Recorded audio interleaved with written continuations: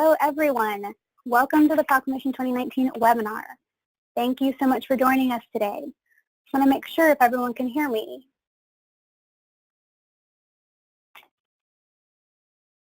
Okay. Well, I am Sarah Ramirez. I am the Review and Adoption Coordinator in the Instruction Materials Division here at TEA. Welcome to the webinar. Let's jump right in and review our webinar agenda.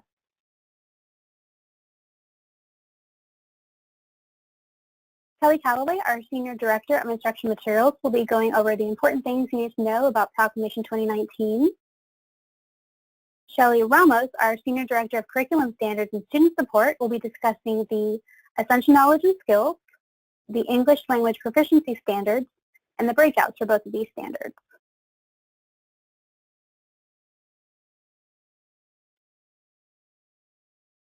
Debbie Gonzalez, our Accessibility Coordinator, will be reviewing all of the accessibility requirements within Proclamation 2019. And then we have Amy Williams, our Director of Review and Adoption, who will be talking about the specific deadlines and requirements within the Proclamation.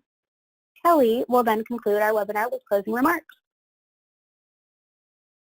We will be monitoring any questions we receive during the webinar through the GoToWebinar application, so please type those in the questions tool.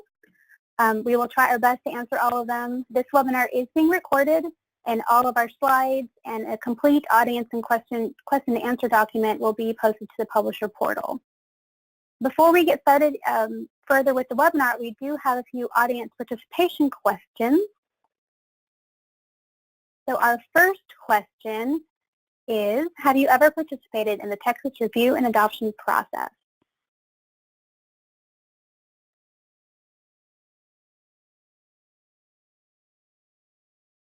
And we will close that poll in 5, 4, 3, 2, 1.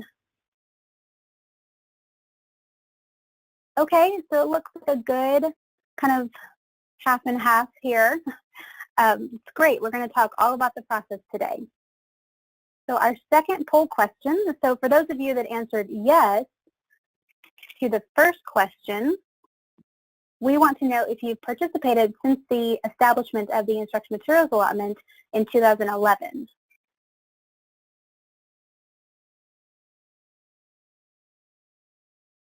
And we will close that poll in 5, 4, 3, 2, 1.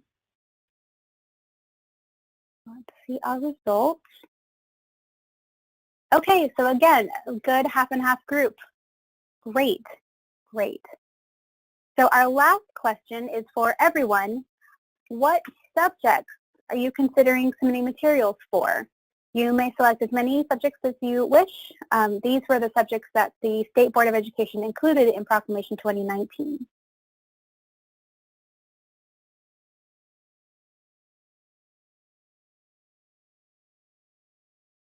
And we will close that poll in 5, 4, 3, 2, 1. Okay, great. So a lot of people for English Language Arts and Reading. Awesome. That is great. Well, thank you all for participating. I just want to remind you that you can submit questions through the GoToWebinar application. Again, we'll do our best to answer as many as we can. We will go ahead and move along with our agenda and pass things off to Kelly. Kelly, can you hear us? Yes, I can. And hopefully, yeah, you can now see my screen.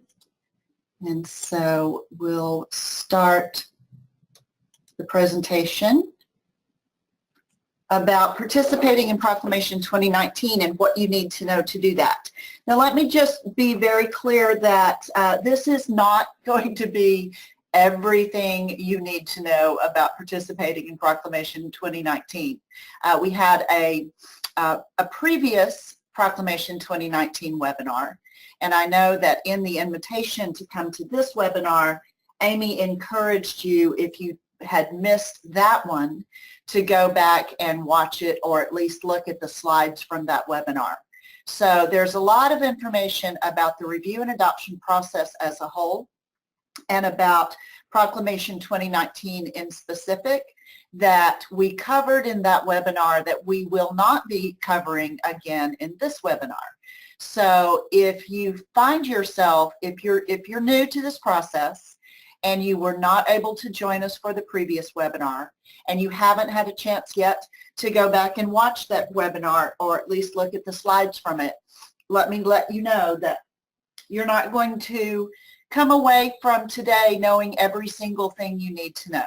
And you're going to want to follow up and do that, cover those prerequisites, if you will, to make sure that you get full information. But I didn't want to bore those of you who were here at the previous webinar, and so I didn't want this to be a complete repeat. We are going to talk first about some vocabulary. This is, again, primarily for people who are new to this process. I'm going to throw a whole bunch of acronyms at you. We love acronyms and initialisms here at the agency, and no matter how hard we try, sometimes things turn into acronyms that we prefer didn't turn into acronyms, frankly. But in order to save all of our presenters some time and real estate on their slides today, I thought we'd go over these quickly first, because you're going to be coming across them in all of the presentations. We're going to talk, Debbie's going to talk to you in a little bit about accessible instructional materials, which we refer to as AIM. You will also see these referred to as AEM, accessible educational materials, but here at the agency, we try to stick to AIM, but if you do come across AEM, it means exactly the same thing. Accessible instructional materials typically refers to Braille, large print, and audio materials, but of course we know that all of our online materials, our electronic materials, also have to be accessible to students with disabilities. If you're new to working in Texas, you may not know about our Education Service Center system. Our ESCs, we have 20 of those, and the ESCs work directly with districts in a way that this agency can't, because we are such a large state. We have 1,200 districts, and so we have 20 ESCs that work as sort of a go-between between the TEA and the LEA. Shelley, in a little bit, is going to talk about ELPS, or English Language Proficiency Standards. You'll hear us refer to EMAT all the time. EMAT is our instructional materials ordering system. We know that that is not an acronym, nor is it an initialism. We think of it as a fond nickname, but that's what EMAT stands for. Instructional materials, we often choose to abbreviate as IM just to save some space and time. When Shelley talks about the TEKS, and you'll see TEKS, of course, down here because this was carefully alphabetized for me, she will talk about knowledge and skills statements, KSSs. She'll also talk about SEs, or student expectations.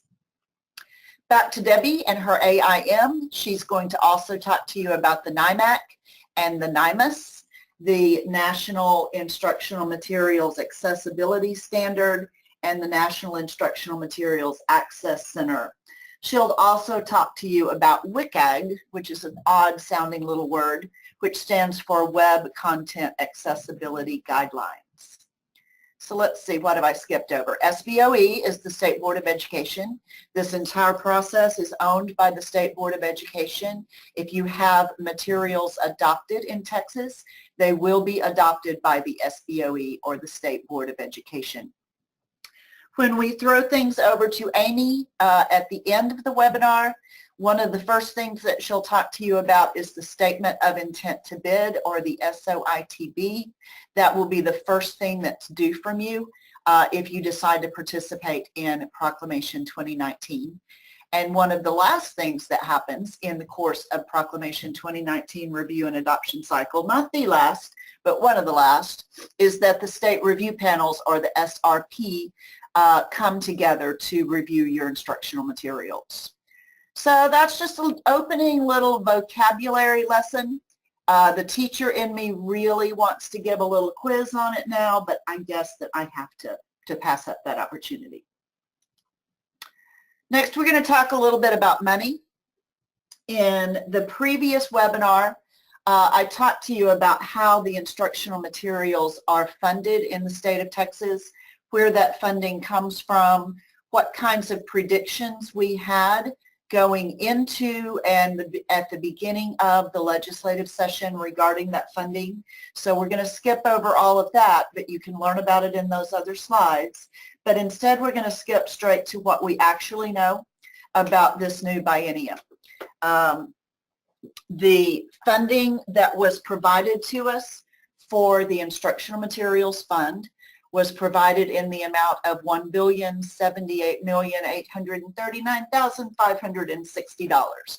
So that's how much we have for instructional materials and the other allowed expenses from that fund for this biennium. The first thing that we do when we get that money is set aside some money. There are several things we set aside money for, and we're going to look at those things in the next slide. We set aside a little over $80 million. The next thing we do is calculate of what's left after the set-asides, how much can we give districts per student. And so for the 2018-19 biennium, the technology and instructional materials allotment per student is $186.32. Part of that set aside was money specifically for bilingual students, and so districts will also get $19.19 per bilingual student. But remember, that's paid for out of this set aside amount. So we'll take a look at those set asides. Some of these are established specifically in the rider.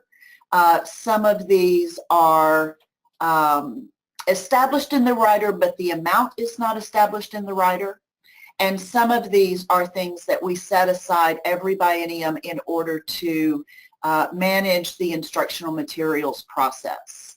So in the rider, it's specified that we would set aside $2,500,000 for college readiness materials. That's a project that will be managed by this agency. I don't have details about what those materials will be. We were also instructed to set aside $20 million, 10 for each year of the biennium, to create open source instructional materials. Up to $10 million for an instructional materials portal, which is a new thing that will be worked on here in the agency, and we don't have any details about it yet other than what's actually in statute. $10 million for technology lending grants. This is a program that was in effect in 2 biennia ago, and then it was not funded in the last biennium, and now it is being funded again for this biennium. The intent of technology lending grants is that we provide grant money to districts who use it to buy technology that can be checked out to students so that students will have better access to instructional materials at home. So those are the programs that were specified in rider. We also need money to manage the instructional materials review and adoption process and the distribution and accessibility process. And so that's the TEA administration set aside. We set aside $20 million for high enrollment growth so that we can provide extra funding to districts that grew more than is expected or normal in the state of Texas. We'll be using that in February or March to try and provide some assistance, some relief to some of those districts that were surprised by enrollment growth. We set aside for IMA allotments for JJAEPs and for the Wyndham School District, and as I mentioned earlier, specifically for bilingual students. We also set aside $1 million to pay for freight over the course of the biennium. That cost used to be a lot more than it is now, but we've, because of the popularity of electronic instructional materials, we don't have to spend as much in freight as we used to. So that left this amount for the instructional materials allotment itself. That amount is what we divide equally among students based on enrollment data that came in the fall snapshot data collection, which would have been fall of 2016. In addition to knowing what money districts have and how they get it, it's also useful perhaps for you to know how they can spend it. So these are the things that are specifically allowed in spending IMA funds. Instructional materials of any kind, adopted, non-adopted, college prep, open source, any kind of instructional material. Technology equipment that contributes to student learning, training staff in the use of that or in the use of instructional materials, providing access to equipment for instructional use, salary of an employee who helps make all of this happen, and any activities related to local review and adoption. Specifically prohibited in the Texas Administrative Code as a technology and instructional materials allotment expenditure, services for installation, physical conduits that transfer data, office and school supplies, travel expenses, any items that are not specifically related to instructional materials or instructional technology, including equipment or software for inventory purposes. So that's kind of an introduction overview. Now we're going to go through some information specific to the review and adoption of instructional materials in Texas. Again, I just want to reiterate that this will not be complete information. This will be some highlights, and specifically some highlights that are new to those of you who may have been working with instructional materials in the state of Texas for many years. We're going to talk about just things that are new. And so those of you who are new will need to go back to those previous slides that I mentioned before and get some background information. Proclamation, of course, as we all know, is the state board's method for calling for instructional materials for a specific subject or set of courses. Proclamation 2019, and again, I'm sure you all know this, but I'm going to say it anyway, calls for English language arts and reading for kindergarten through grade 8, Spanish language arts and reading kindergarten through grade 6, spelling and handwriting in specified grades, and of course spelling and handwriting are not courses by themselves, but are components of English and Spanish language arts and reading. It also calls for materials for English learners language arts. These are new courses that were just created and recently approved. And Shelley will talk about that, of course, a little in more detail. And it calls for materials in personal financial literacy. All of the top of these, everything except personal financial literacy, will have new TEKS going into effect in 2019, the 2019-2020 school year, hence the name Proclamation 2019. Proclamation 2019 also sets up some new options for publishers that have never been part of a proclamation before. Proclamations generally call for publishers to submit material that cover all of the Texas essential knowledge and skills, although supplemental material that covers at least 50% of the Texas essential knowledge and skills are also adoptable. But this time, the board decided to give some additional options to publishers in hopes that we would be able to help districts save some money. In addition to submitting brand new materials, publishers can submit existing material with new correlations. A little bit more about that in just a moment. So let's say you have something adopted now and it's still good, it's still perfectly usable, and you can just correlate it to the brand new TEKS, the newly revised TEKS, and districts can continue using it. That would be a great option for districts. The proclamation also allows publishers to submit, along with current materials, supplemental materials to help those current materials come into alignment with the new TEKS. So let's say you've got an adopted product out there now that was adopted through Proclamation 2010 or 2011. It did almost, but not quite, covers the new Texas Essential Knowledge and Skills.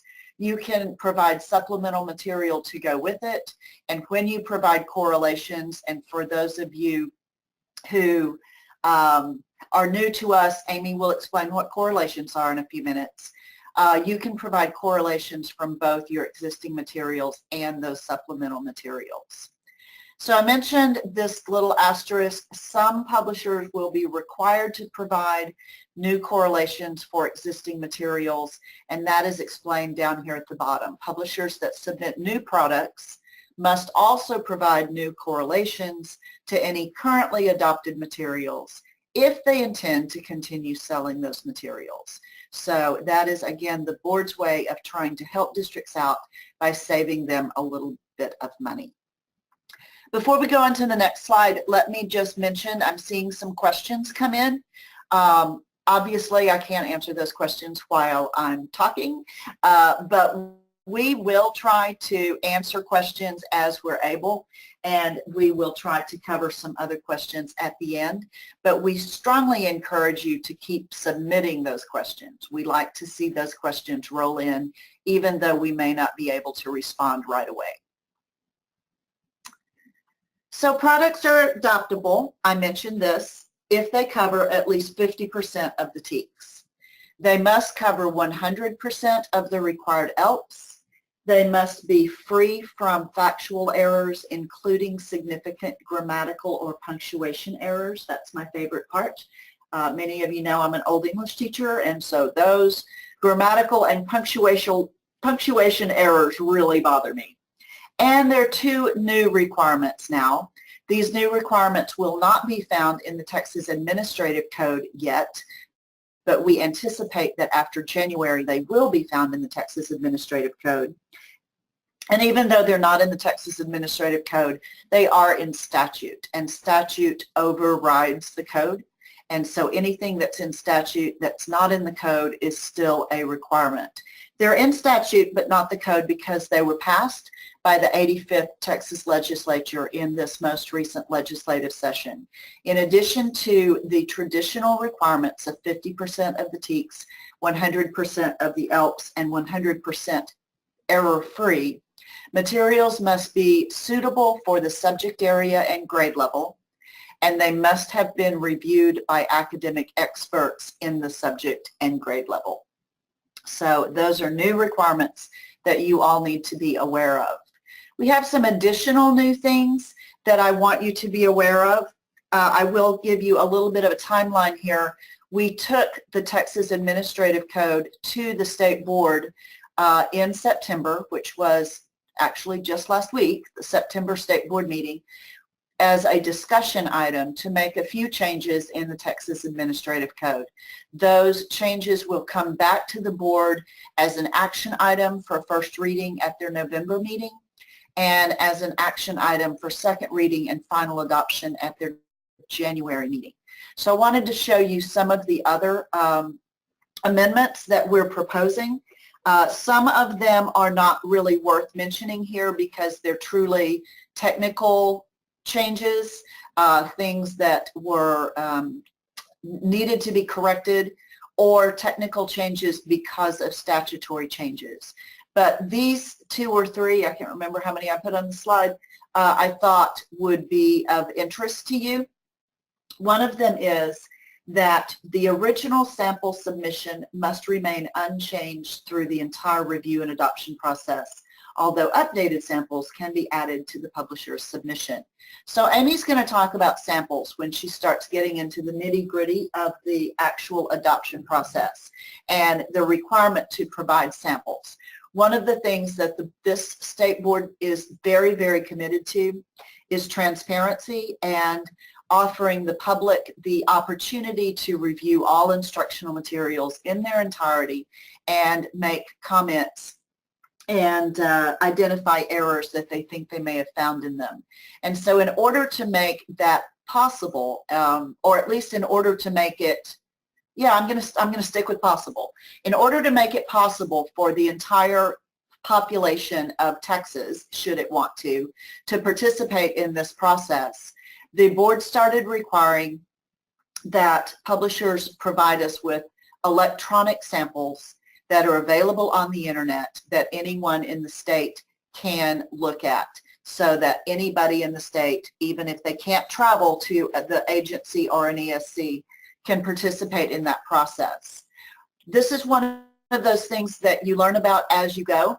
What we've learned is that if the original sample is improved along the way during the course of the adoption process, which is of course something that we are happy about, it ends up creating a situation in which we get public comments on one version, and now we find that we have a newer modified version, and so it's difficult for the board to understand what the public comment is referring to when, for example, something that used to be on page 10 is now on page 12.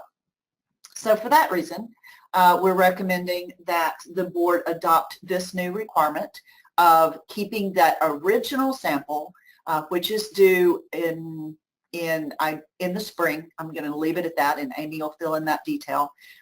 Must remain unchanged, and if improvements are made to the original sample, those must be provided to us as a different version. So we may end up with 4 or 5 versions if it's a product that you continue to work on and improve during the course of the process, but at least it will be clear to the board where comments can be referenced.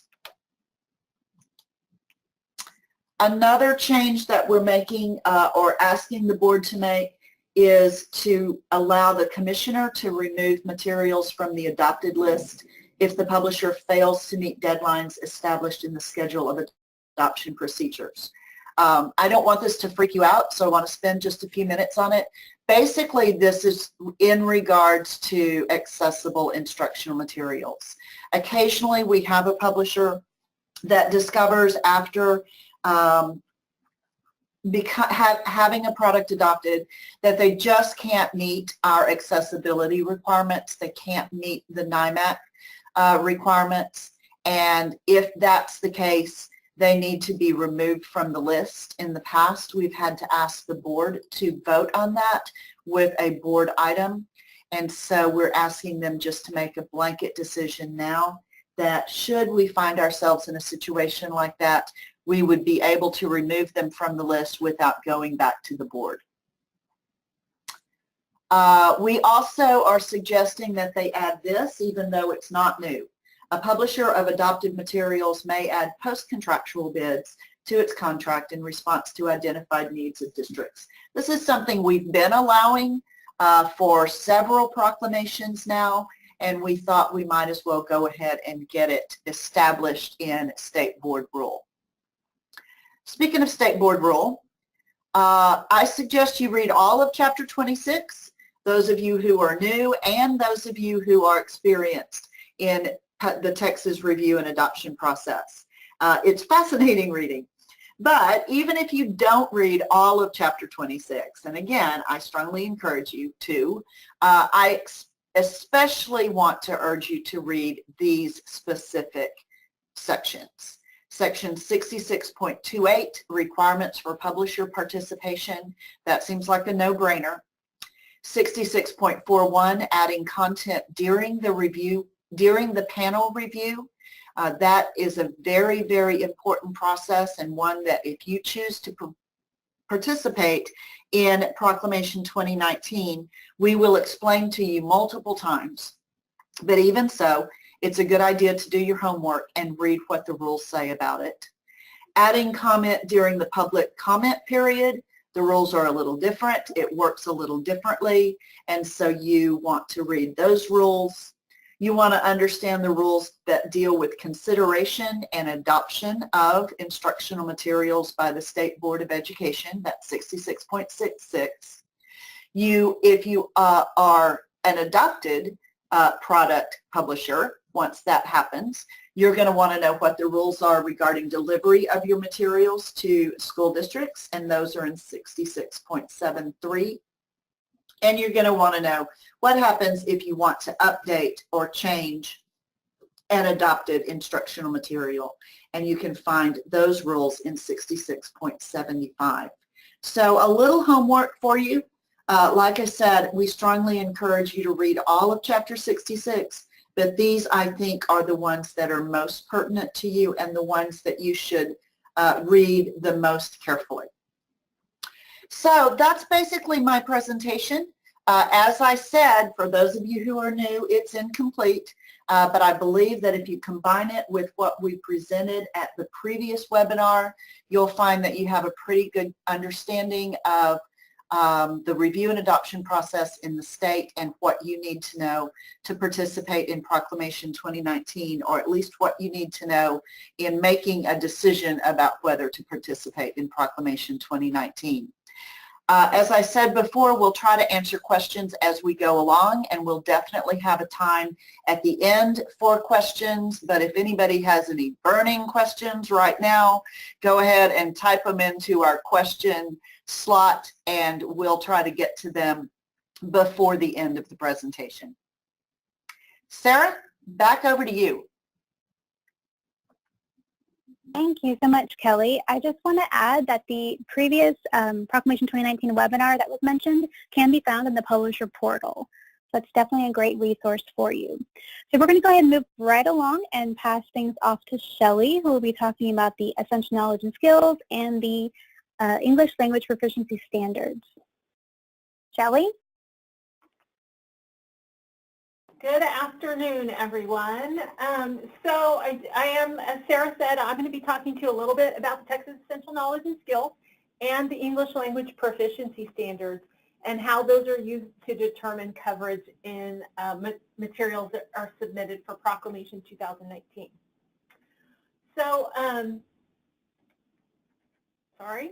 I wanted to just start with a little bit of information for you about what's new, and the focus of this section is primarily going to be on English and Spanish language arts and reading.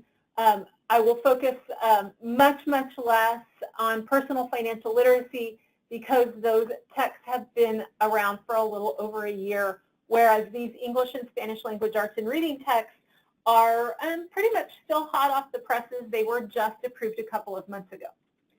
So speaking of which, the first bullet on this slide does talk about the fact that those TEKS were just adopted in May of 2019. We are still in the process of adding them into the Texas Register. For those of you who look at the Texas Register for the standard, you will probably have a little bit longer to wait, but they should be filing soon so that you'll be able to look at them there. But we do have the rule text documents available on these two websites, and I will talk periodically through the presentation about some additional resources that staff is working on currently. Anytime those new resources are made available, we'll be adding them to these two web pages, and many of you may already be familiar with these web pages and where to find resources related to the newly adopted English and Spanish language arts and reading TEKS.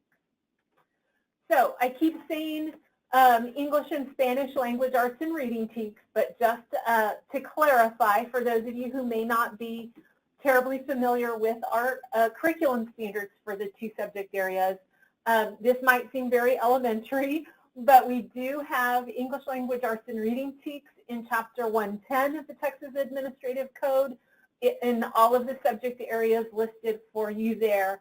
At this point, it's going to be kindergarten to grade 8. These new TEKS will be implemented in classrooms or are expected to be implemented in classrooms beginning in the 2019-2020 school year. We also have TEKS in Spanish Language Arts and Reading and English as a second language. And you might be wondering, why did she put a table up with such basic information? But really, it's there to highlight for you some new courses on the Spanish side. So in Chapter 128, you're used to having Spanish Language Arts and Reading TEKS for kindergarten to grade 6. But this year, starting in 2019-2020, the board has adopted 2 English as a second language courses. That's grade 7 English Learners Language Arts and grade 8 English Learners Language Arts. And those are really modeled after the English TEKS. However, they have the inclusion of certain content and instruction that will assist the student in language acquisition skills. So that is really what makes them different. I always remind people it is very a good idea to keep in mind that for grades 6, 7, and 8, those students at those grade levels are assessed in the same assessments as English students. There is not a separate assessment in Spanish for those students. And then lastly, of course, I didn't want to forget about personal financial literacy. That's in Chapter 113 of the Texas Administrative Code. And that is social studies, for those of you who may not be familiar with what Chapter 113 is. So, as I said, I was going to focus primarily on English and Spanish Language Arts and Reading. So, in terms of an overview of the changes, some of you may already be familiar with the new TEKS, but I did want to highlight some of the key changes. The first of them is that this wasn't an attempt by the State Board of Education to streamline from the current TEKS. So there were many conversations about the amount of time that it takes to teach these. There were pretty intensive efforts around vertical alignment across all grade levels. And one of the documents that will be coming soon is the final vertical alignment document for kindergarten to grade 12. So it's not just K-8, it'll go all the way up to English 4 in high school. There was also a more intentional effort in this text review to ensure horizontal alignment between English and Spanish. And so you will see much more alignment between the 2 languages at a particular grade level. Obviously, there are certain strands or areas within a strand that are not aligned, and that's because of differences between the 2 languages. And so those 2 key areas are foundational language skills and composition. Probably the biggest difference between the new TEKS and the current TEKS are that they have a different framework. These new TEKS are organized around 7 new strands, which we'll talk about in just a moment. And one of the other key changes that you'll note, for those of you who are familiar with our current TEKS, you're probably also familiar with a little something called Figure 19, or teachers refer to it as Figure 19. It's the comprehension skills. Those have now been integrated into the student expectations at every grade level and course. And so for those of you like us here at the agency that are used to operating out of 2 documents, you'll be pleased to know that all of the TEKS are now incorporated in just a single document. You don't have to reference Figure 19 anymore. So what are those 7 new strands? The 7 new strands are here on this slide. Developing and sustaining foundational language skills, comprehension, response, multiple genres, author's purpose and craft, composition, and inquiry and research. And so many of these may look familiar to you. I think the one that I've already mentioned that I would highlight to you is the comprehension strand, which is basically the fundamental concepts that were in Figure 19, but they've now been incorporated into the student expectations. So a little bit more about the strands. All of the strands are focused around the 4 domains of language: listening, speaking, reading, and writing, as well as thinking. So you will see some very similar language at the beginning of every knowledge and skill statement that identifies those particular domains that students are expected to operate in for each strand. Some strands are made up of more than two or more substrands. Well, I guess I'll start by taking a step back and say, what is a strand? A strand is a learning topic or area that the committees and the board have divided these student expectations in. And a substrand is just a subdivision of that. So they might find, for example, on developing and sustaining foundational language skills, that there was a need to further divide up those student expectations into substrands. The substrands do vary by grade level, so they're not, unlike the strands themselves, the substrands are not consistent across the grade level because some of them may go away as a student develops more proficiency at the higher grade levels. And then lastly, the substrands do have unique knowledge and skill statements. They're treated just the way that the strands themselves are. They're organized into student expectations and related categories. And if you're unfamiliar with some of the terms that I'm using here, don't worry. I will eventually get to a slide where we'll talk a little bit more about terminology. This is more intended for people who have a greater familiarity with the current TEKS. So you might be wondering what a strand is and how you identify it. So here's an example of a knowledge and skill statement, and the strand is typically what falls in front of the colon. So in this one, this is the response strand, and so this is where students, this is what triggers to the teacher what strand they're looking for. Then the language goes on. You can see that the 4 domains and thinking are identified for this particular strand. And then, of course, then the knowledge and skill statement that identifies the broad statement of what a student should know and be able to do. Also wanted to show you a couple of examples of our substrands. So those will show up, you'll see them at the very end of the entire strand and domain list. They're often after a dash, in this case 2 dashes or an M dash. In this instance, multiple genres has 2 substrands. One is literary elements and the other is genres. And just in case you wanted to see them all in one place, this slide shows you what all of the substrands, all the possible substrands are, and so that you can see them all in one place. Only 3 of our strands actually consist of smaller substrands, but for those of you who are interested, you can see them here. And as you see at the note at the bottom of this slide, these substrands do vary by grade level. So for example, beginning reading and writing goes away at the higher levels, and there are fewer substrands there. All right, I will come back to this slide at the end of my presentation, but I do want to make you aware of the fact that staff is currently working on a number of documents to support implementation of the new TEKS, as well as to support development of products that might be submitted for Proclamation 2019. So just briefly on the English side, 3 of these documents are the same for English and Spanish, but we are working on final vertical alignment documents, and that just simply shows the progression of a particular concept across all grade levels. So from kindergarten all the way through English 4 at the high school level.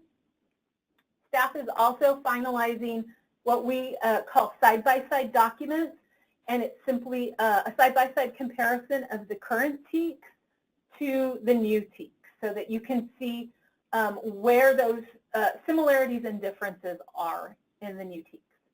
And then lastly, we'll also talk to you about breakouts, specifically what they are, but the documents that identify the breakouts for the TEKS for English language arts and reading, Spanish language arts and reading, and for personal financial literacy will all be made available. Over on the Spanish side, you notice that the first 3 are all the same, but then at the bottom you'll see that there is also the addition of translated TEKS. So we've taken the TEKS for Spanish language arts and reading and English as a second language and are translating those from English into Spanish, and we'll be making those available as well. In addition to that, my understanding is there will also be breakouts in Spanish, but I think Amy will talk a little bit more about that later.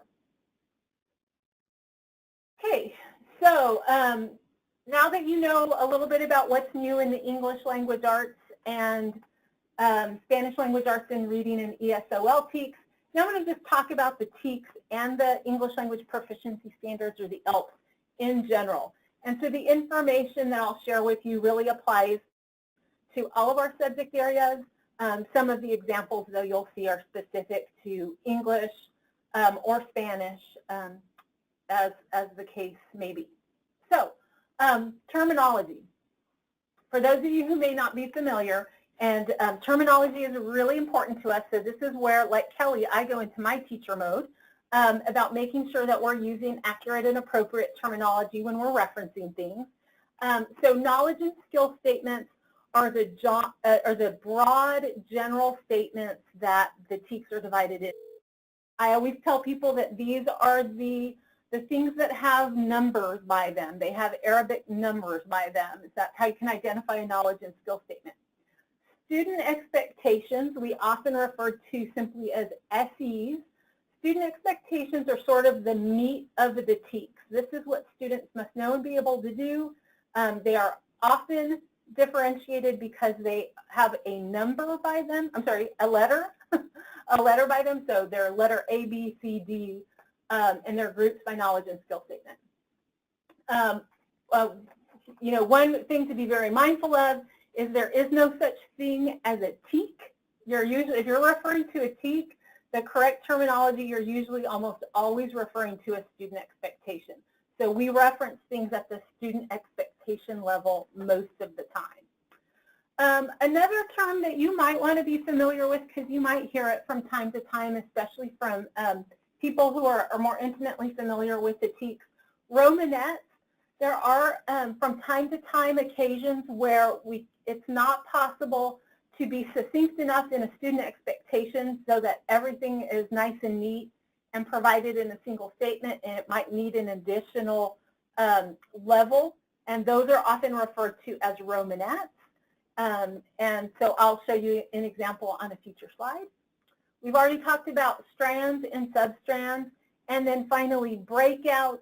Those are the component parts of student expectations. So I will show you examples of each of these in just a moment.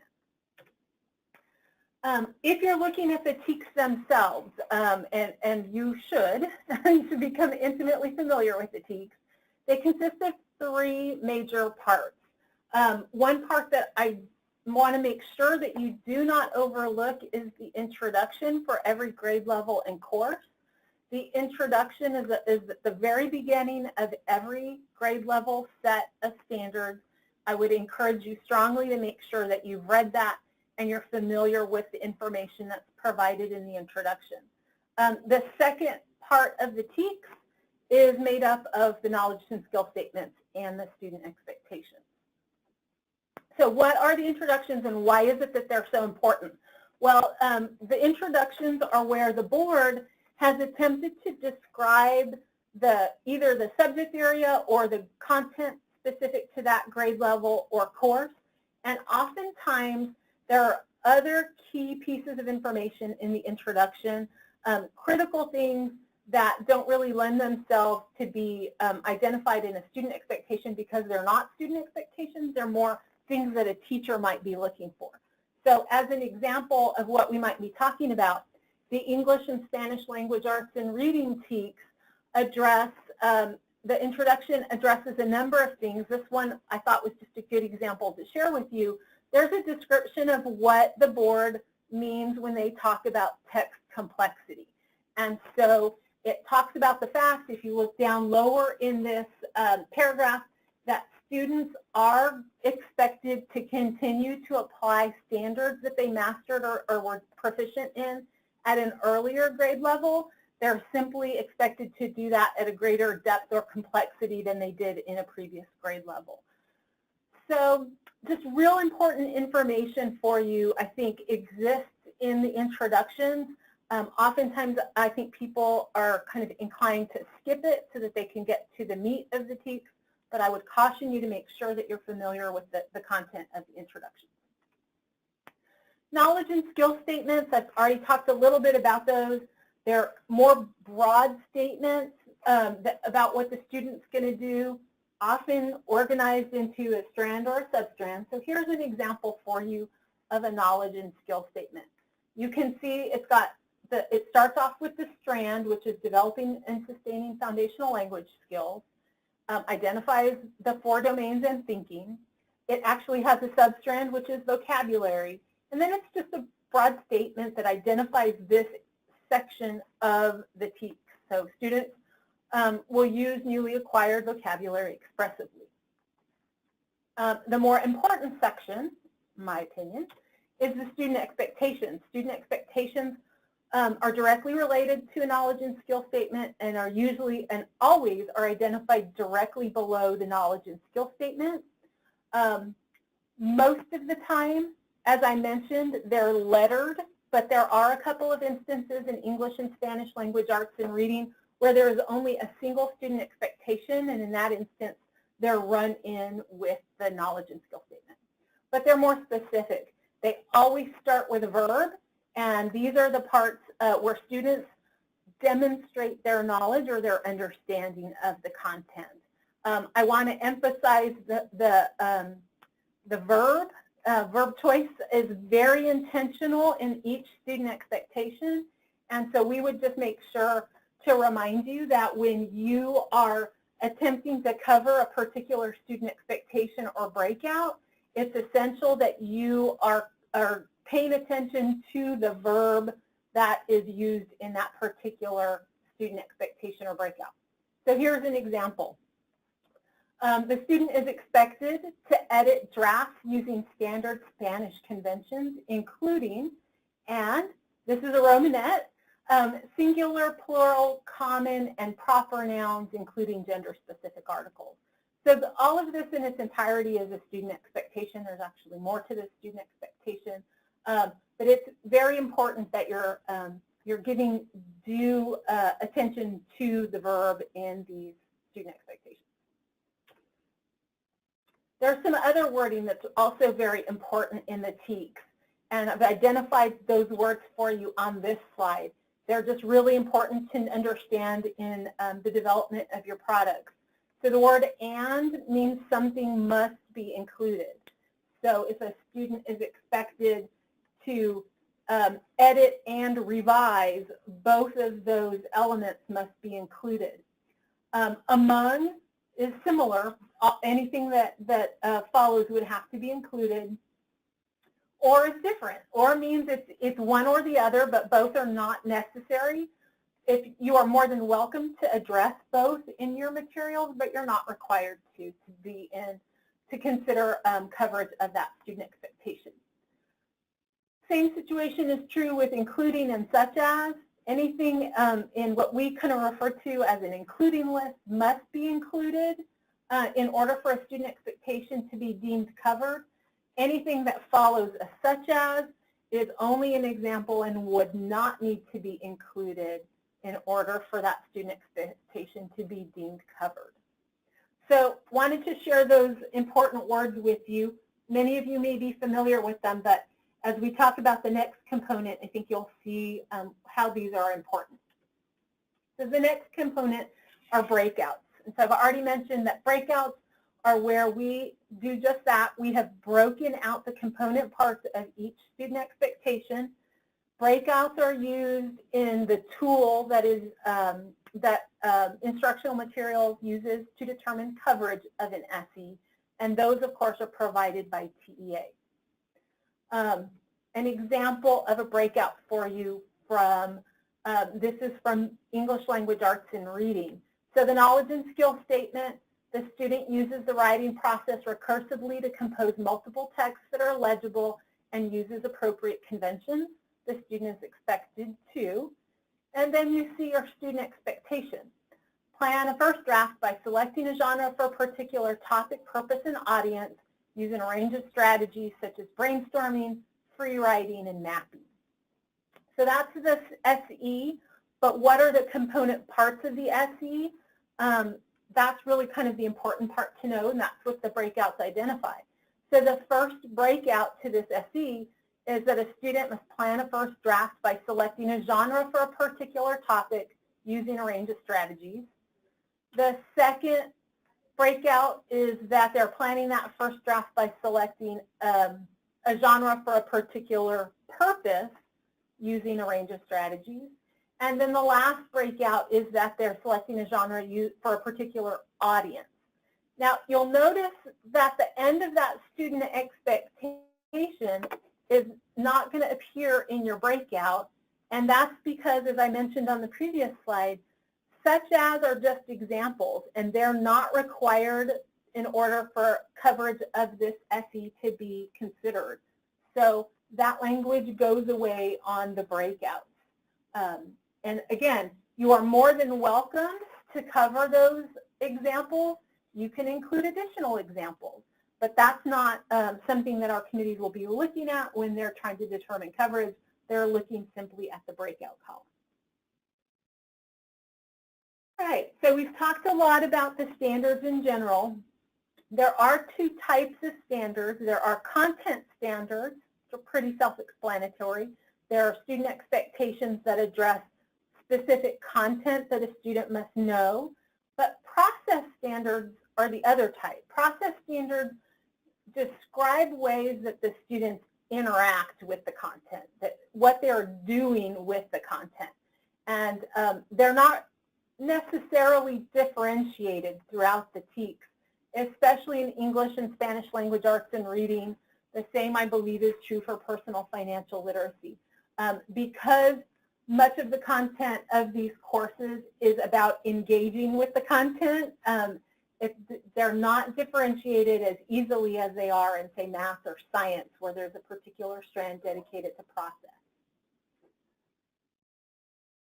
So there will be instances, one thing important for you to know, in which a process standard can't be addressed in student text narrative. It just doesn't lend itself to it.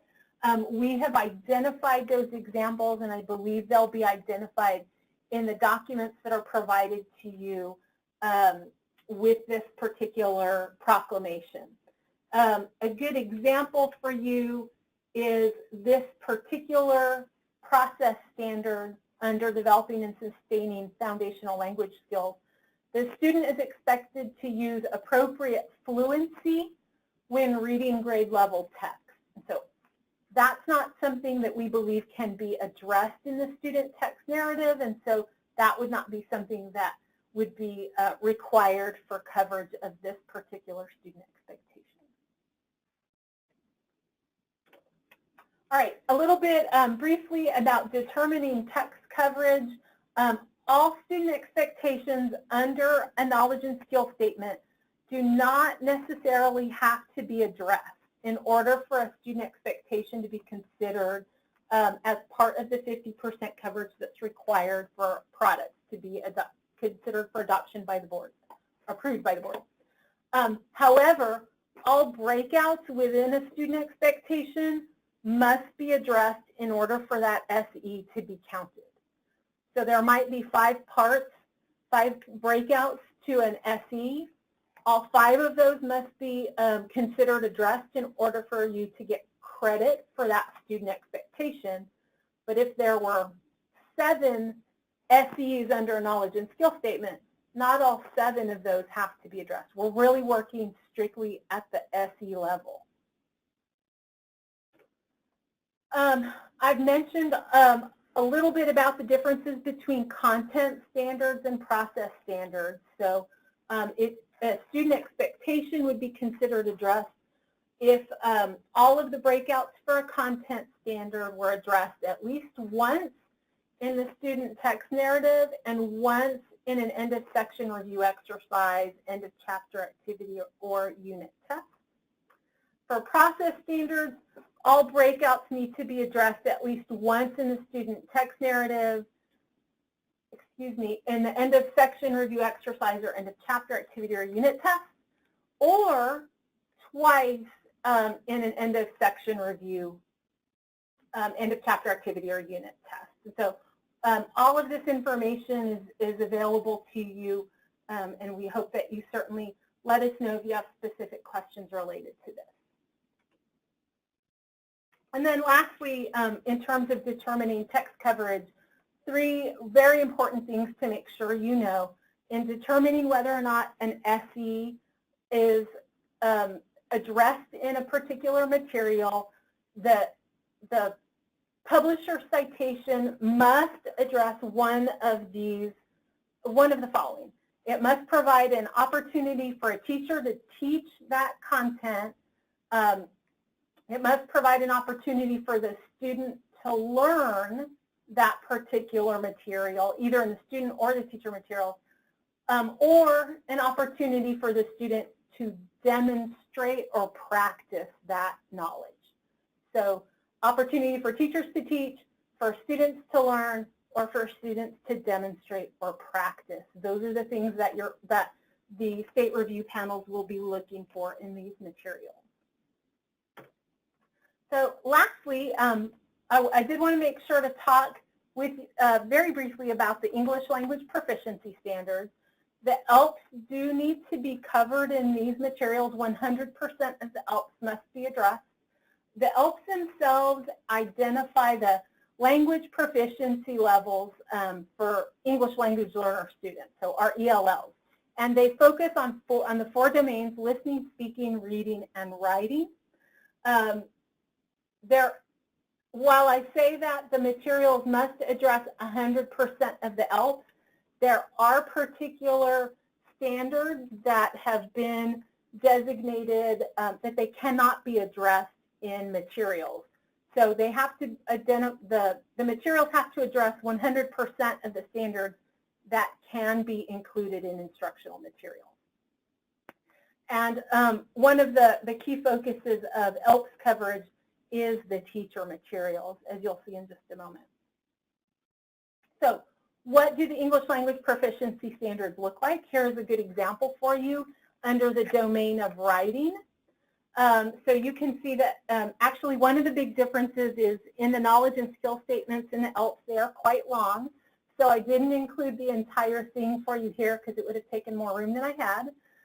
But the ELL writes in a variety of forms with increasing accuracy was the most important part of that knowledge and skill statement. And then the expectation, the student is expected to spell familiar English words with increasing accuracy and employ English spelling patterns and rules with increasing accuracy as more English is acquired. So similar to the text, we also do breakouts of the ELPs, and that's how coverage of each of the ELPs is assessed. So here is that same example in the form of a breakout. So you can see a somewhat condensed version of the knowledge and skill statement, then the student expectation that I just reviewed with you, and then the broken out student expectations, or the breakout. So the student's expected to spell familiar English words with increasing accuracy. The student is expected to employ spelling patterns with increasing accuracy as more English is acquired. And the student is expected to employ English spelling rules with increasing accuracy. So that is the information for you. Very, very similar to the Texas Essential Knowledge and Skills, except for we're talking about English language proficiency levels and what students should know and be able to do. So as one last reminder, as I hand this back to Sarah, I do want to make sure to point your attention to some of the supporting materials that we'll be producing for vertical alignment charts. Those are coming soon for K-12, very soon, in fact. For our side-by-side documents for English, we'll have those available by the end of this month and early October for Spanish. And then we are working as we speak on breakouts for both English and Spanish language arts and reading. All right, back to you, Sarah. Thank you, Shelley. A lot of very important information. And thank you to our audience. A lot of great questions coming through. We are working to answer them as quickly as possible, but we will go ahead and move forward and pass it on to Debbie.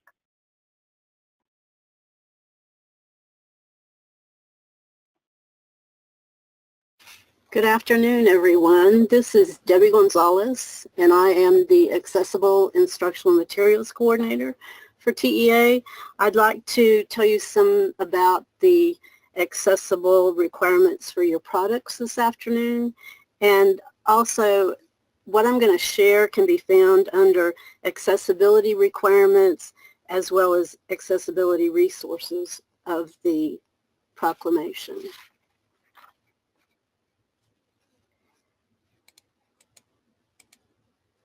First, I'm going to talk about the requirements for print materials, and then I'll talk about requirements for electronic materials. Publishers for adopted print materials have to provide NIMAS files for their programs to facilitate the production of specialized formats. NIMAS is the technical standard used to produce that file from which the accessible, student-ready alternate format versions of instructional materials can be created and then distributed to students with print disabilities. This would include anyone that would need Braille, large print, that type of thing. The files will be required for all printed instructional materials. Please note that. The technical specifications can be found at http://aem.cas.org. Then you just go to Creating AIM on that webpage, National Instructional Materials Accessibility Standard NIMAS, and then NIMAS Technical Specification version 1.1. New publishers, if you haven't done this before, you need to email the NIMAC to request a publisher account. The NIMAC then provides you instructions on how to set up the account, and at the same time you might want to provide, and sometime you'll need to provide, TEA with the information of your production manager and the contact information for the individual that will provide those NIMAS files.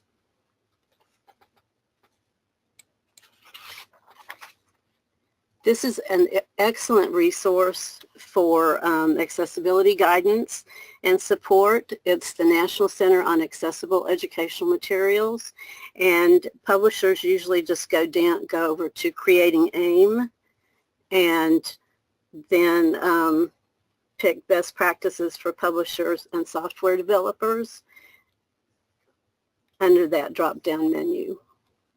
And as you can see, they have a lot of things showing here, so you can get a lot of information here. You can also contact them. They're more than happy to help you with any questions you might have. We also have requirements for accessible electronic materials. Publishers that have electronic instructional materials adopted by the state board have to contract with a reputable third party to provide a report for each of those electronic components.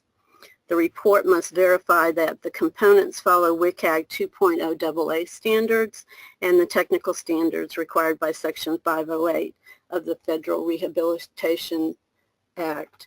And those actually, as of January of this year, WCAG 2.0 has actually been rolled into Section 508. So additional information to assist with the requirement can be found in the proclamation.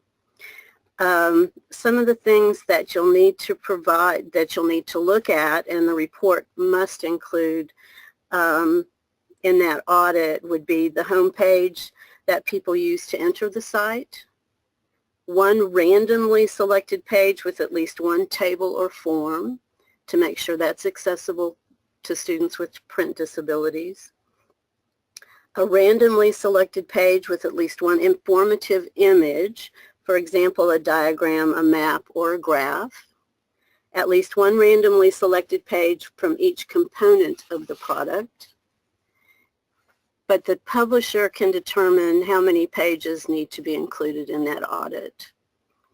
When testing the accessibility of the materials, the third-party tester must use an automated web accessibility evaluation tool to analyze those pages and then note any problems indicated by the tools.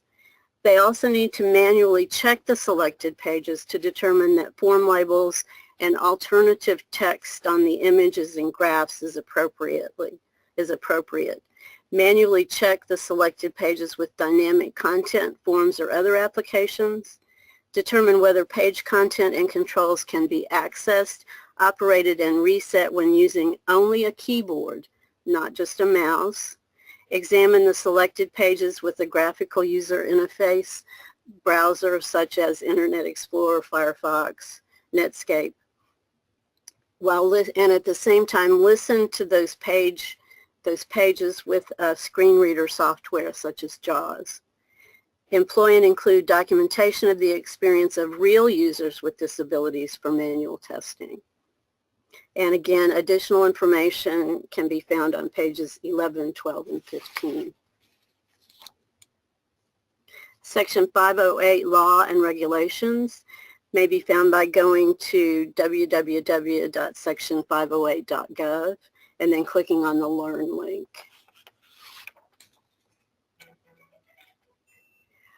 Web accessibility guidelines may be found on the W3C website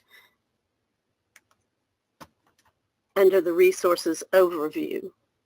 And that's at www.w3.org/WAI/resources/review or overview. And then you just look for getting started with web accessibility. Okay, the Great Lakes and Pacific ADA Center also provides accessibility webinars that you might want to look at. Most of these are free. You just have to register for them. And you can do a search for either the Great Lakes and Pacific ADA Center, or you can go to www.accessibilityonline.org and there will be a link to their webinars.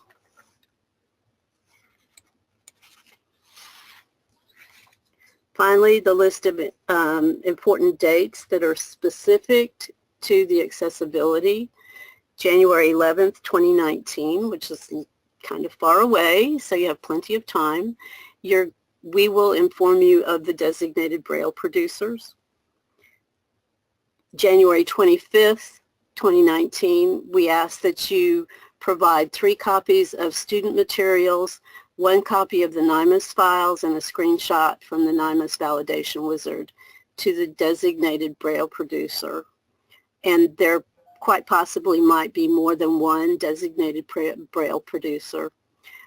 Publishers then send the required validation of the NIMAS files and required teacher materials intended for student use. On April the 19th, we'll tell you who the designated large print and audio producers are. And finally, May 3rd, if you'll please submit corrected student components and NIMAS files for those print materials and the accessibility report required of the electronic components. And if there are no corrected student components, if you'll also let us know that, that would be really great. And finally, if you have any questions, please feel free to contact us. Lee and I both answer those questions, and no question is too easy, too hard, whatever for us to answer. Please feel free to either email or phone us if you have an accessibility question, and we'll be happy to help. Thank you very much. Thank you, Debbie. A lot of very important information. To our audience, we know that we've given you a lot of information this afternoon, so please don't worry if you feel like you've missed something. We will be posting all of our slides and a recording of the webinar to the publisher portal. We will move right along with our agenda and go over to Amy Good afternoon. Thank you so much for hanging in there. I know, like Sarah said, we have shared a lot of information about the review and adoption process, but for those of you who are still considering participation, I'm going to let you know exactly what you need to do to make that happen. I'm going to present several deliverables, and they will be in order of the date that they're due. So the first of those deliverables is the company contact form. And on that form, you're going to provide us with the contact information for lots of different people in your organization. The first of those is the person responsible for the instructional materials review. This person is the one that TEA should contact with questions about all of the deliverables and who will most likely be attending the instructional materials review. The bids and contracts contact is the person who will submit your bids if your materials are adopted, and so it's really important that this person has a clear understanding of how your materials will be priced and packaged for sale. The accessible materials contact will be responsible for ensuring that your materials comply with the accessibility requirements and will provide us with the necessary documentation that Debbie just described, such as your NIMAS files or the results of your accessibility audit. The district sales contact is the person that a district would contact if it's interested in purchasing your materials.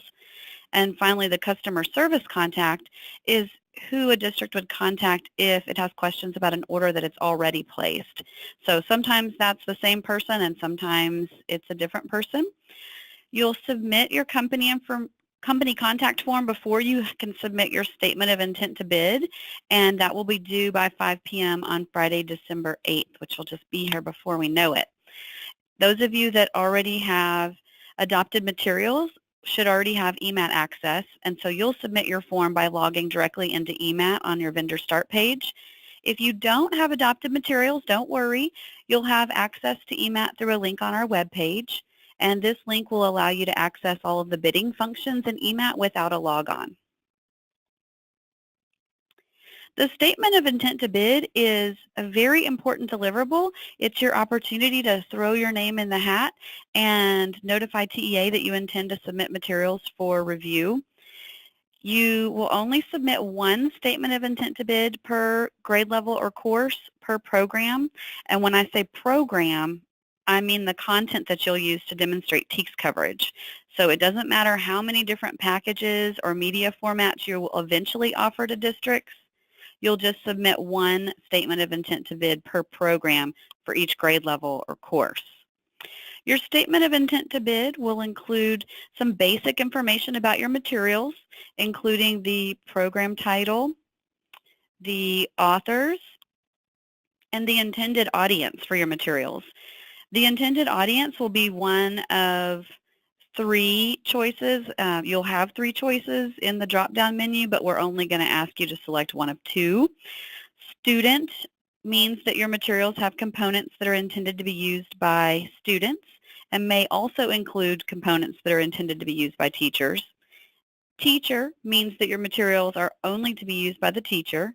And then you'll see that third option, teacher system, but no one should select teacher system at this point in the process. That would be more appropriate later when you're working on your official bids.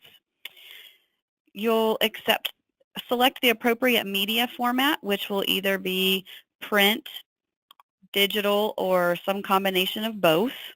And if you intend to offer your materials in a variety of media formats, we'll have a spot where you can list those additional media formats.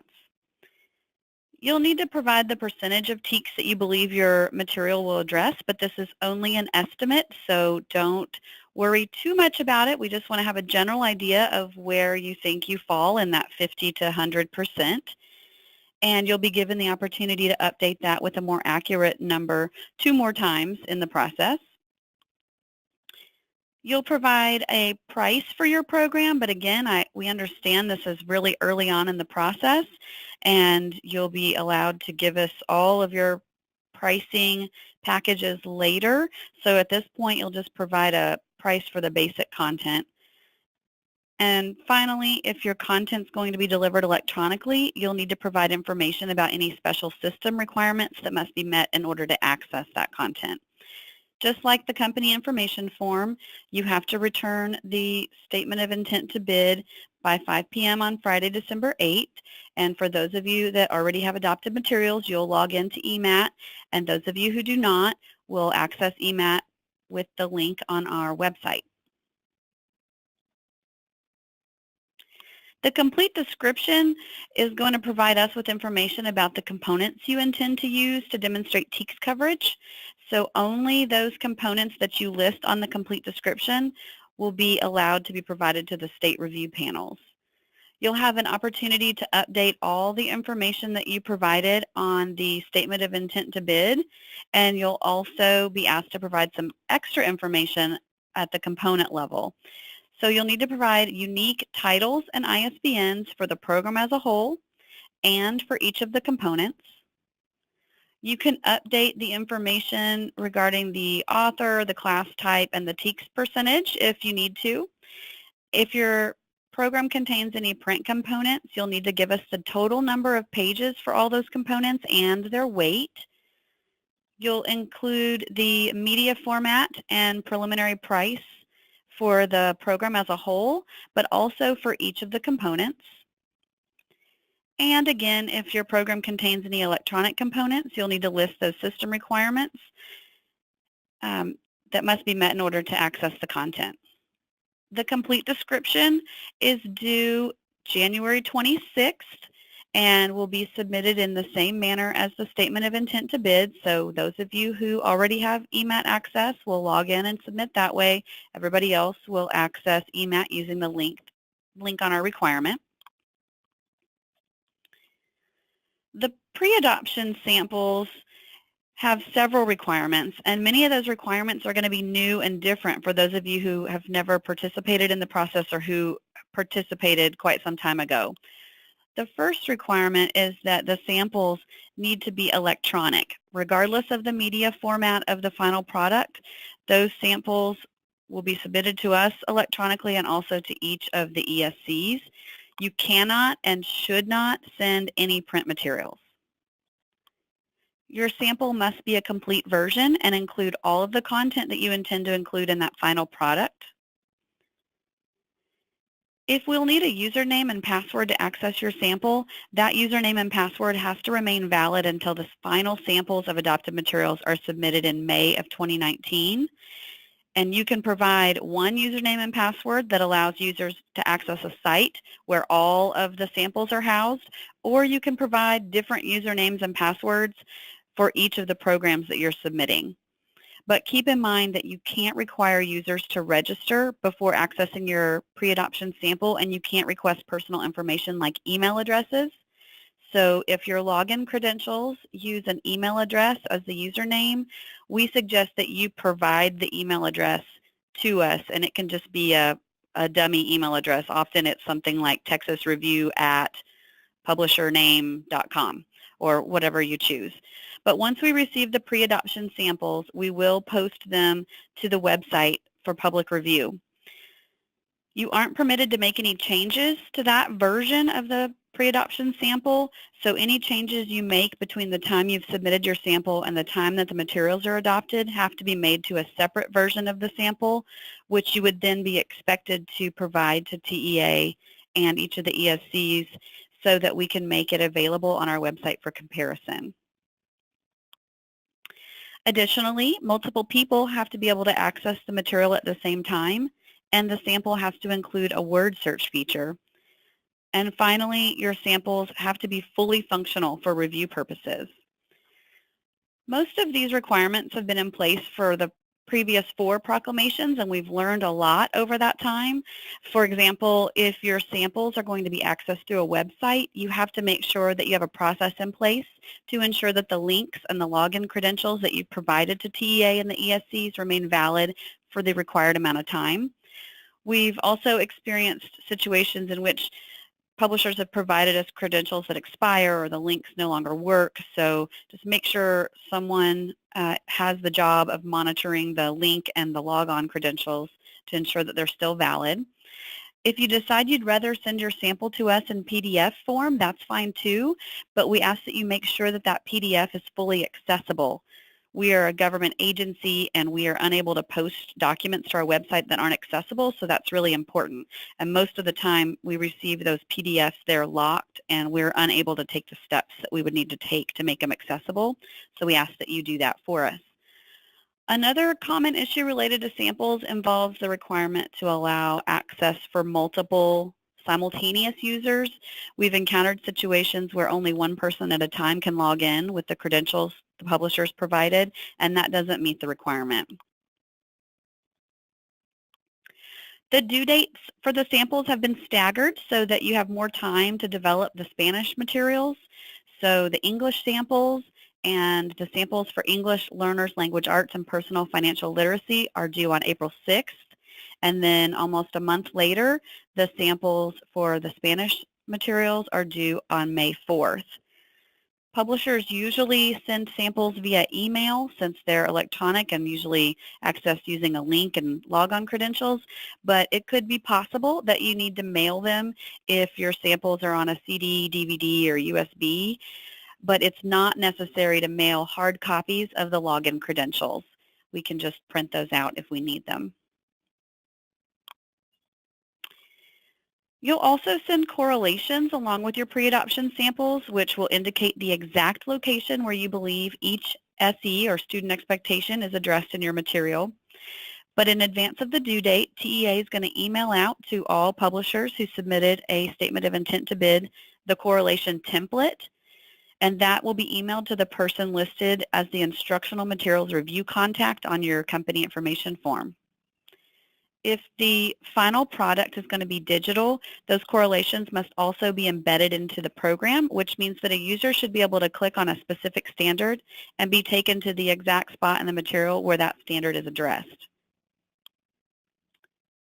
On the correlation, you must show that the student expectations are met at least twice in the components intended for student use and twice in the components intended for teacher use. And it's very important that you understand that these correlations are critical to the review process. They really drive the entire review. And so for that reason, you should make sure that you allow plenty of time to construct the correlations so that they receive the care and attention they deserve, because if your correlations are inaccurate or unclear, the reviewers may not be able to confirm that your materials adequately address the standards, and your product could be determined ineligible for adoption just as a result of having unclear or poor correlations. We also want to caution you against providing completely different citations for the student and teacher materials, because it can be really confusing for the reviewers and make the review more difficult.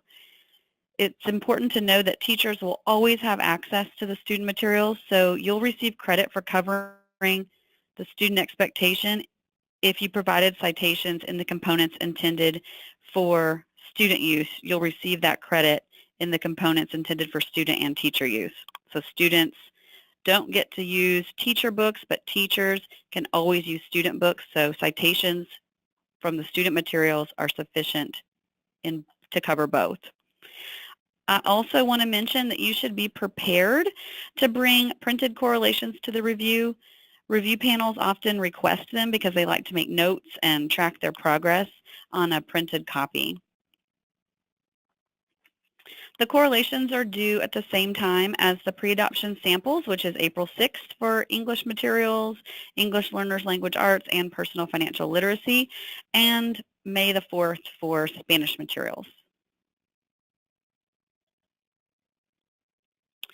We'll hold our state review panel meetings at the Crown Plaza here in Austin next summer. We've already reserved 4 weeks for the review, but we'll determine the actual number of weeks we need once we receive your statements of intent to bid and complete descriptions. Each product will be assigned to one of those weeks, and each publisher is strongly encouraged to attend the meeting. So go ahead and mark your calendars, and then as it gets closer, we'll let you know exactly which one you've been assigned to. You'll be required to provide additional samples for the review, and you can only provide the components that you listed on the complete description, which are the components that you've used to address the student expectations.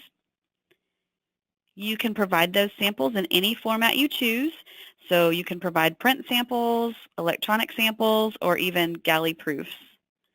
But if you choose to provide a print sample, you're also required to provide print copies of the correlations. If you choose to provide an electronic sample, you must have embedded correlations, but we also highly recommend that you provide print copies of the correlations. And as I said, we will provide you with more information about the specific week to which you've been assigned and give you instructions for how to deliver your print samples and correlations and anything else that you need there at the review once that review gets closer. You'll receive a template. Let me back up. Once the review is complete, we'll provide you with all of the errors that were identified by the reviewers, and we'll provide you with their comments.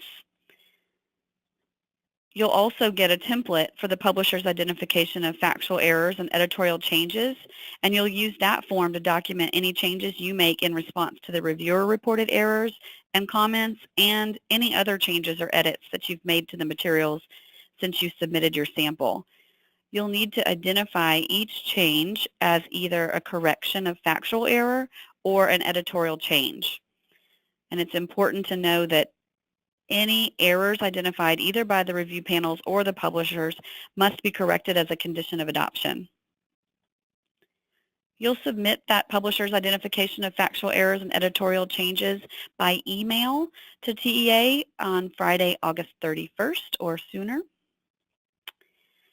And you're also required to affirm that you've edited your materials for accuracy, content, and compliance with the requirements of the proclamation, and you'll need to certify that all of your required corrections will be incorporated into the final version of the adopted materials. And you'll use the publisher's certification of editorial review and intent to correct to do this. That form will also be submitted by email by Friday, October 19th.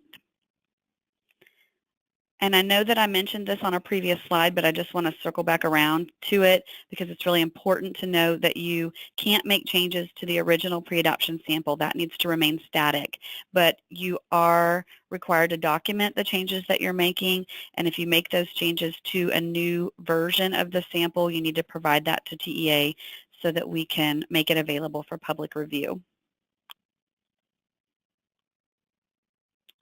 You'll also be asked to complete a report on interoperability and the ease of use.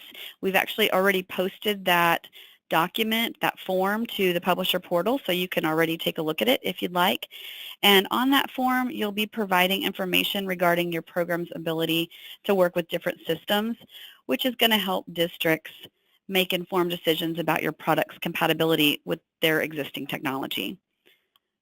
You'll need to submit one form per program, and you'll do that by email by August 31st.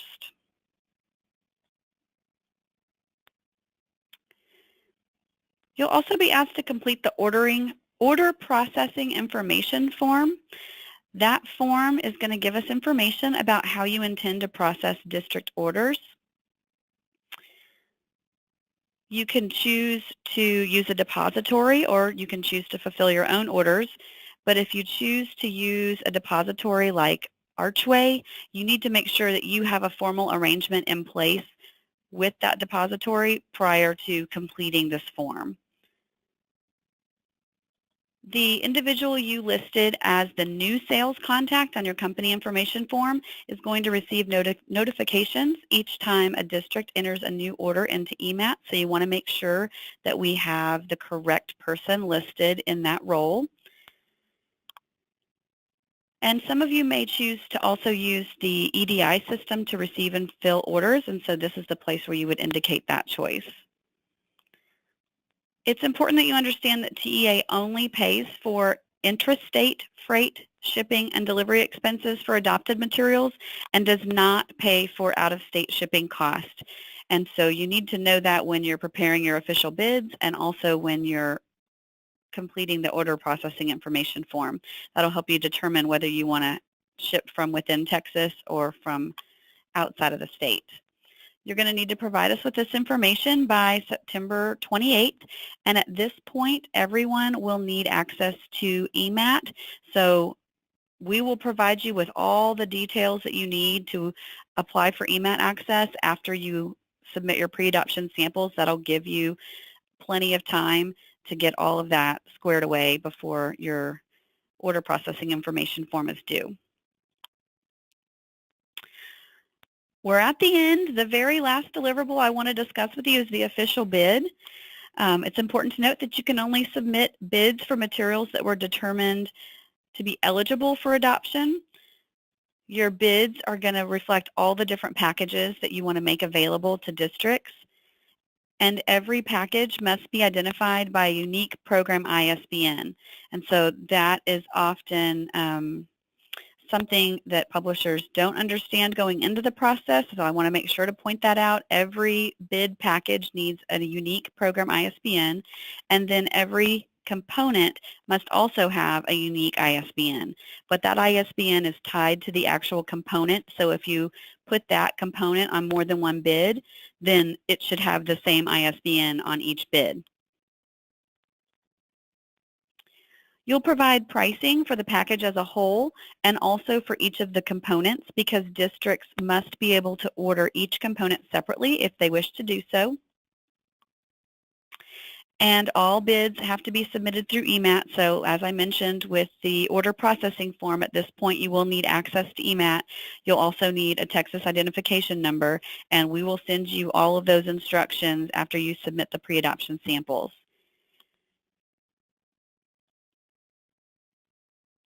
You have to submit at least one initial bid for each eligible product by the deadline in order to be eligible to submit supplemental bids. So you'll see here we have 2 deadlines.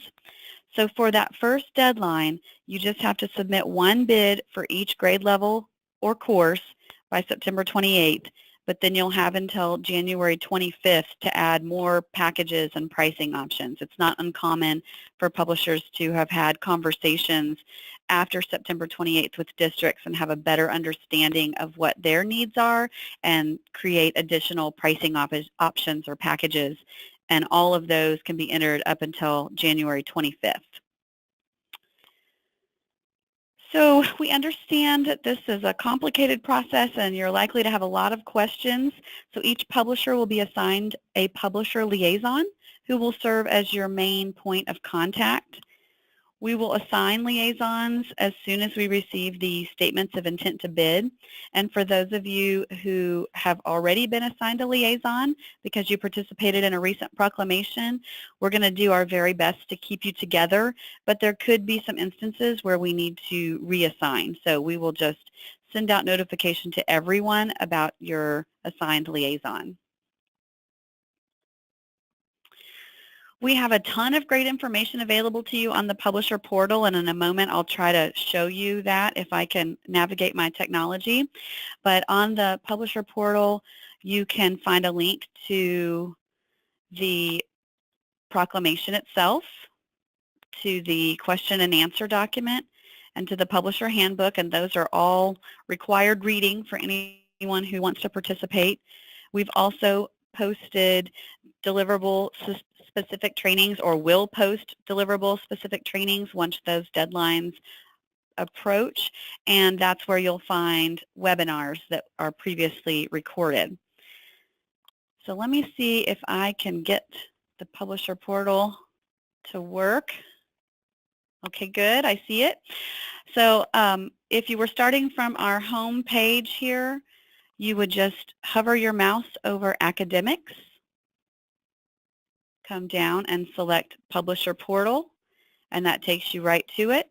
And we have proclamations listed from most recent down, and you can see here we had the link to register for the meeting, the proclamation. This is where the breakouts will live once they're ready. We've already posted the ELPS breakouts.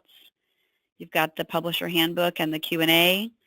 This is the webinar that Kelly referred to earlier and the questions and answers document that goes along with the webinar. Below that you have all of the slide decks that were used in the webinar. And then down here we've got all kinds of important dates for Proclamation 2019, and right there is the link to that report on interoperability and ease of use. I do want to see if I can click real quick on the Publisher Handbook, because I want to point out that in the handbook at the very end we have created a checklist for you. And so this outlines everything that you should be doing or thinking about doing, all the way starting from August till materials are in the classroom. So this is a really great resource, and I would highly recommend printing a copy of that for yourself, and also bookmarking the publisher portal on your favorites bar. And from there, I am going to just mention that if you do have questions that you can't find answers to on the publisher portal, we really encourage you to contact the review and adoption staff either by email or by phone, and we'd be happy to answer any questions or walk you through finding any of the resources that you need on our website. And from there, I'm going to turn it back over to Kelly. Thank you, Amy. Good job. Lots of good information. We're going to try to address a few questions now before we close for the day. I'm pleased that we've done a pretty good job of answering the questions as you've sent them in. And so hopefully you guys, our participants, have been watching those answers come in. As Sarah mentioned, we will be putting all of these questions and answers into a document and posting it on the web, just like the one that Amy just showed you from our last webinar. Amy, the first question that I'm going to ask us to answer out loud, and then we can put a better written answer in the document that we create. But one question came in that I think is worth your spending a few minutes on, and it is this. Let's see, Proclamation 2019. Let me see if I can put my finger on it again. Basically, it's about the sample correlations that are due prior to the real correlations. Here it is. Proclamation 2019 states a preliminary correlation due February 23rd, 2018. This was not mentioned yet today. Is this a requirement? Would you spend a few minutes talking about that and explaining the reason for that requirement? Of course, that's a great question. And we added that requirement recently. It is an opportunity for the publisher liaison to review your work and give you feedback about your correlations, because as I mentioned before, they're so important to the review process. We wanted to build in a step before the actual deadline where you could give us what you've completed so far for one of your courses, and we would have an opportunity to just share with you any tips or feedback that we have. So you don't have to have all of your correlations done, just a good sampling of them so we can kind of identify where you're going with it, and your understanding of the requirement. Thank you. That's a step Amy and her team put in, I believe, with Proclamation 2017. And it ended up saving publishers a lot of time and saving staff a lot of time, because we were able to catch any incorrectly completed correlation documents early, very early in the process, so that publishers could continue filling out those correlation documents with the confidence that they were doing it correctly and providing the information in the most effective way. We've had a few other questions come in here at the end that we haven't had time yet to answer, so I'm going to go ahead and ask a few people to help provide those answers. Amy, this first one is also for you. Will the company contact form and SOTB, SITB, you know what I mean, the statement of intent to bid. Will that be available on the website? Not directly on the website. So they're not actually forms. They are built into the EMAT system. So those two items will be completed within the EMAT system. Those of you who already have access will log in to EMAT, and on your vendor start page, you'll see a link to the statement of intent to bid, and before you do that, it'll prompt you to complete the company information form. Those of you who don't have access to EMAT will just click on the link, and I can actually attempt to show you that link because that might help people understand. I'm on the publisher portal, and I'm scrolling down here to EMAT login, and right here it says publishers who do not have EMAT usernames and passwords can click here to submit bid information. And we don't have Proclamation 2019 available yet, but when we do, you will have the option to select 2019, and then you'll click here to do your company information form. Once that's done, you'll be able to click here to do your statement of intent to bid. Thank you. Next question is, when submitting a handwriting program as a supplemental product, a consumable student workbook, does it need to meet the NIMAC requirements? And the answer to that is a simple yes. All print products need to meet those standards and will be required to do so in order to remain on the adopted list. And I believe that's about all of the questions that we haven't answered, except for a very significant set of questions, all dealing with the exact same topic. And I'm sure that especially those of you who've participated in this process before have noticed that we have pointedly skipped over those questions and what they all have in common. So what they all have in common is when. When will the breakouts be ready? When will the Spanish translations be ready? When will the Spanish translation breakouts be ready? And when will the correlation documents be ready for us to start completing? And unfortunately, those are just not questions we can answer. All of those things will be ready and available to you on the internet at the very first second that they are completed. There are a lot of things that affect that completion. Of course, we couldn't get started with breakouts until I believe just within the past 2 weeks when we got finalized TEKS language. It takes a while after TEKS are adopted to go through and double check that language and make absolutely certain that it is reflecting what the state board actually adopted, including all of the amendments and so on. And so it took a certain number of months for us to get access to that language. We certainly didn't want to spend time creating breakouts with the wrong language.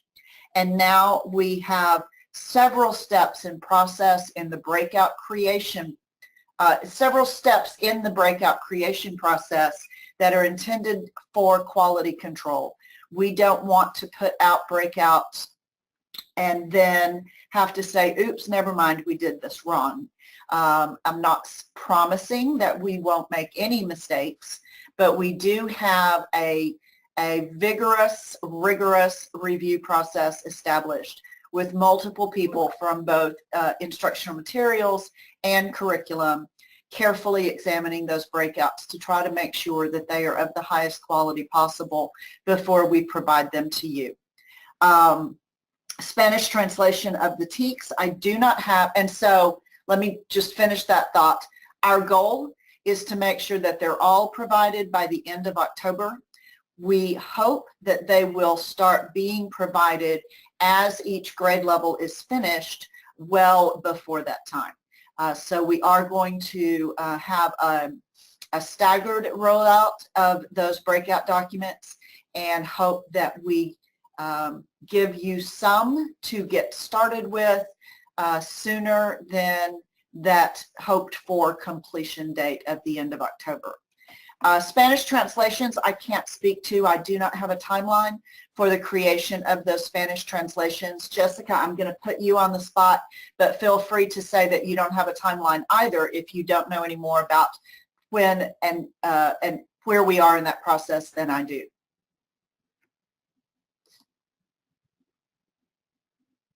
Sorry, I had myself on mute. No, at this time we don't have a firm timeline that I can provide. So I'll just make it very clear that we are very well aware of your anxiety, your anxiousness to get those Spanish translations and to get all of the breakouts. We're not blind to the fact that the longer we wait, the longer your jobs are, and we understand why you want to keep asking us, when are these going to be ready? When are these going to be ready? Really, I'm going to ask you just to trust us that we are working on them with the most expeditious approach that we possibly can, and we'll provide them to you the very second that they are ready. So with that said, I think I've at least touched on, if not answered, all of the questions that came up. We thank you very, very much for your participation in this webinar. It looks like we have 128 people in attendance. Some of those, not sure if that's the top number or if that's the current number, but we really appreciate that participation. We appreciate your active and very insightful questions. We hope that you will contact us with any additional questions that you have, and you go have a great evening, and goodbye.